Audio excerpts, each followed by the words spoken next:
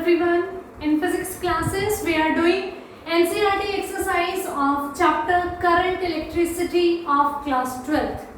First 9 numericals we have already done in our previous classes.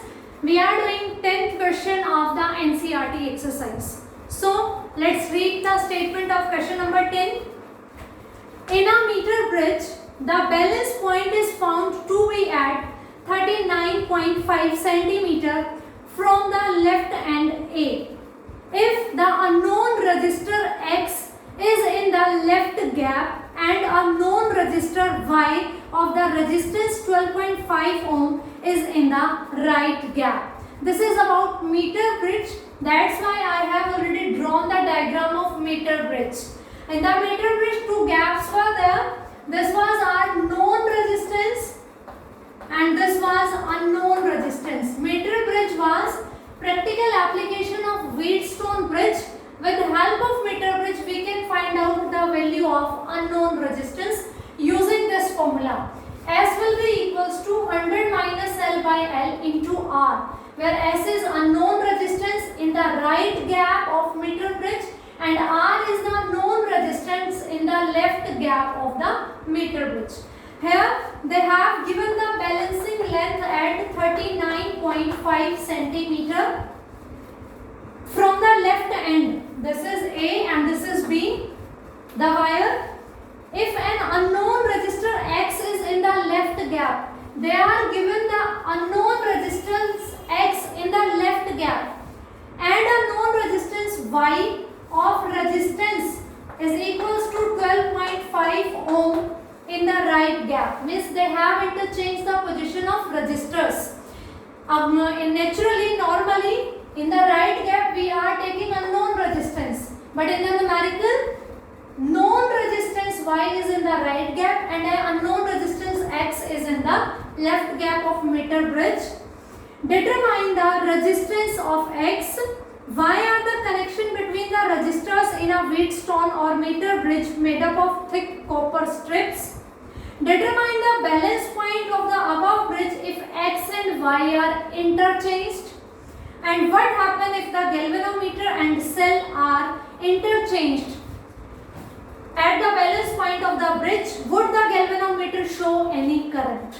Okay, so this is the meter bridge. Unknown resistance formula was S is equals to 100 minus L by L into R, where S should be in right gap and R should be in left gap normally. But in the numerical situation given is reverse. Known resistance is in the left gap and unknown is in the Y. So we are going to apply this formula like this. Y is equals to 100 minus L by L into X. Y is given, L is given, they are asking about X. So what will be X? It will be Y into L upon 100 minus L. This will be the value of X. The value of Y is 12.5, L is 39.5 and 100 minus L is 100 minus 39.5. So it will be 12.5 into 39.5 upon 60.5. 100 minus 39.5 will be 60.5. And on solving this, we get the value of X is equals to 8.16 ohm. We get the resistance X is equals to 8.16 ohm. Now they want to ask if why we are using these copper strips for the connections. Copper is having minimum resistance. It is a good conductor of electricity. That's why we are using copper. More than copper, silver is the best conductor. But silver being costly in nature, that's why we are using copper wires. So that's why these copper strips we are connecting here as a connected wires because they have minimum resistance. Now they are saying कि if we interchange this X and Y, then what will happen to the balancing length? If we are changing X and Y, then of course their balancing lengths are also going to be interchanged. When X is here, Y is in the right gap. then balancing length is at 39.5. But when x will replace y and y will replace x, then balancing length is also going to interchange. This 39.5 was from A, then it will become from B. So from A, balancing length will become 100 minus L. 100 minus 39.5, that is 60.5 centimeter. So if we are going to exchange these resistances, the balancing length is going to be changed, and this will be this one, because we are not inserting any new resistance. Already present these resistances. If balancing length was here 39.5, 60.5. If you are replacing the resistances, then this point will shift here. Then this will become 39.5 and this will become 60.5. Okay? And at the last, they want to ask about if the galvanometer and cell's position. A cell is also there in the meter bridge. If galvanometer and cell's positions are going to be interchanged, then what happened? Then no effect will be there of this interchange of galvanometer and cell. When we were discussing about the Wheatstone bridge, then also I told you about this thing. If we are changing the position of galvanometer and cell, there will be no effect.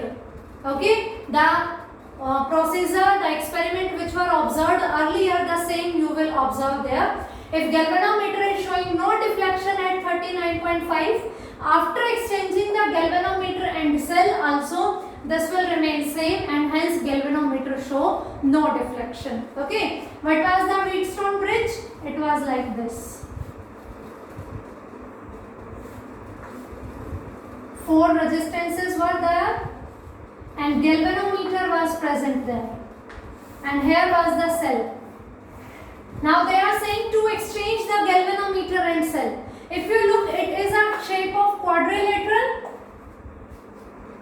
ABD is representing the diagonal and AC also representing the diagonal. These are the wires which are connecting the cell to this circuit. These wires you can draw from here also.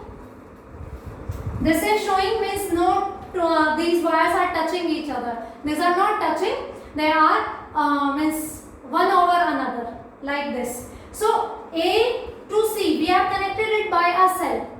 You can connect these from outside the quadrilateral or from inside. If you are exchanging galvanometer and this cell, what happened? Nothing. It remained galvanometer. It remained that quadrilateral. 4 arms are having 4 resistances. No effect will be there. BD and AC both are the diagonals. If their positions are going to be interchanged, the position of cell and galvanometer, result will remain same. Okay, no change will be observed. So this is about the numerical number 10. This formula, keep it in your mind. S is the unknown resistance. It should be in the right gap, and R is the known resistance. It should be in the left gap. In numerical situation was reversed. This was given and this was asked. This was given and this was asked. Sorry. Okay, reverse was given. So moving towards the question number 11. A storage battery of EMF 8 volt and internal resistance of 0.5 ohm is being charged by a 120 volt DC supply using a series resistor of 15.5 ohm. What is the terminal voltage of the battery during charging?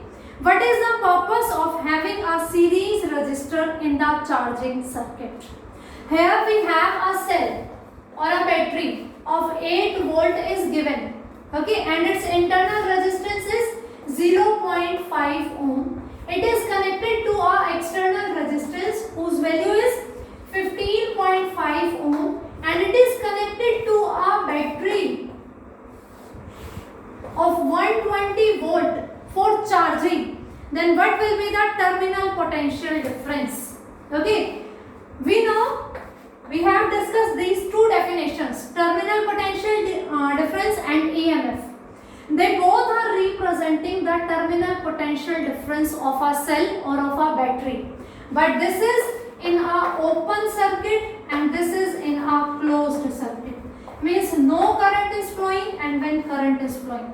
Of course, V is going to be less than epsilon in every case. But when we were doing these topics, at that time also I told you, at the time of charging, this V is going to be greater than this one. And the formula was V is equals to epsilon plus IR. Normally, V is equals to epsilon minus IR during use of the cell or use of the battery. But when you are charging it, the current is in the reverse direction, so here we will get the positive sign.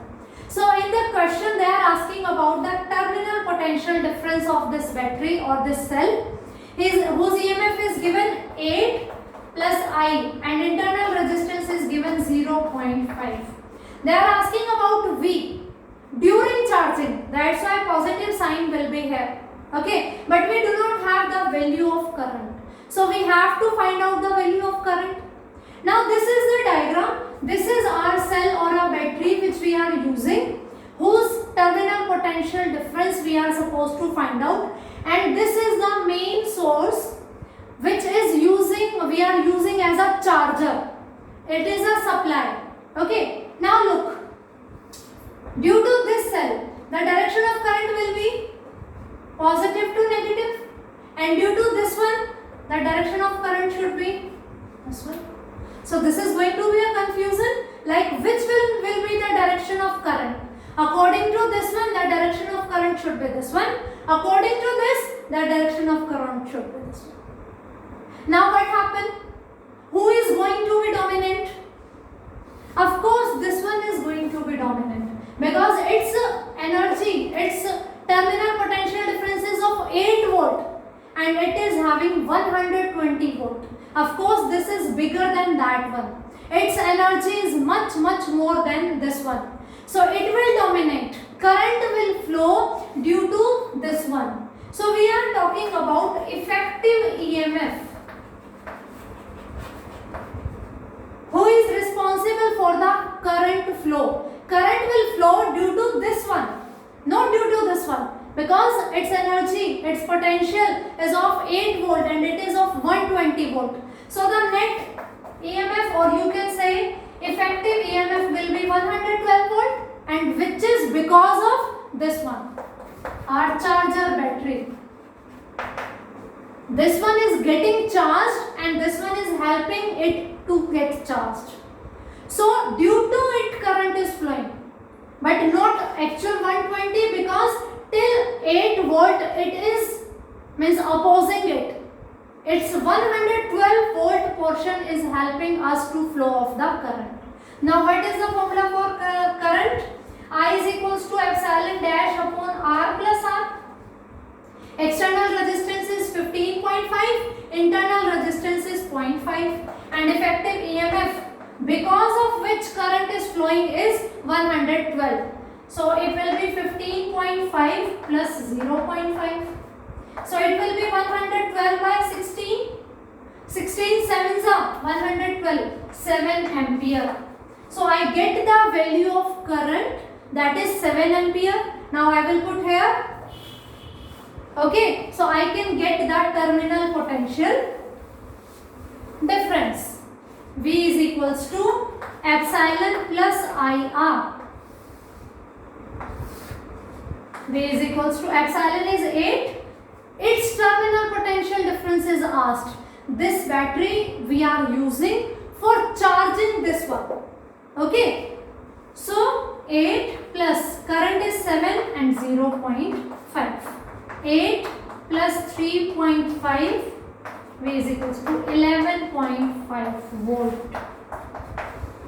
Okay. So means during charging its potential difference is 11.5 volt. Actually its EMF is 8 volt.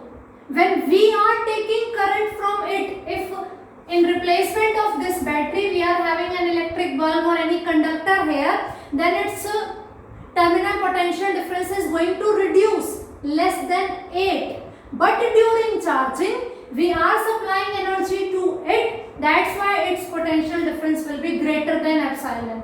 Okay. V will be greater than epsilon during charging, and V will be less than E when we are using it as a source. We are drawing current through it. Okay, so this will be greater than, and this is going to the processor. Now we need current because epsilon and R both values were given. We do not have the value of current. Current is because of this one. When we are charging it, because of it the direction of current is going to be this one, and because of this the direction of current will be this one. But this one will going to be dominate because of its energy. It is having more voltage, more potential difference. So effective terminal potential difference is this, and current we are going to find out using this one. So finally we get that terminal potential difference. Keep it in your mind always, V is less than E.